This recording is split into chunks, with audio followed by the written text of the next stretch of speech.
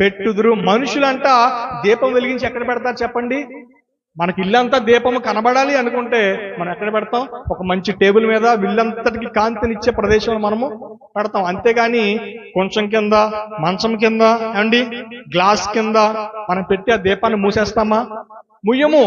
ఎందుకంటే అది వెలిగింది కాబట్టి అనేక మందిని వెలిగించాలి. లేకపోతే ఎక్కడైతే చీకటిగా ఉన్నదో అది వెలుగుమయంగా మారిపోవాలి. నీ బ్రతుకు దేవుడు మార్చాడు కాబట్టి, వెలిగించాడు కాబట్టి నీతో ఉన్నవారు ఎలా అవ్వాలి అంటే వెలుగు మనుషులుగా మార్చబడాలి.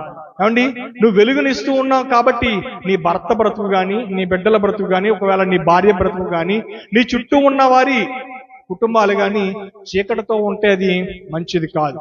నువ్వు వెలిగావు, ఇతరులు వెలిగించాలి. ఒకడు అంటా దీపం వెలిగించి మంచం కింద కొంచెం కింద పెట్టడు. ఎందుకంటే అది అందరికీ వెలుగు ఇవ్వాలని బైబిల్ సెలవిస్తూ ఉన్నది.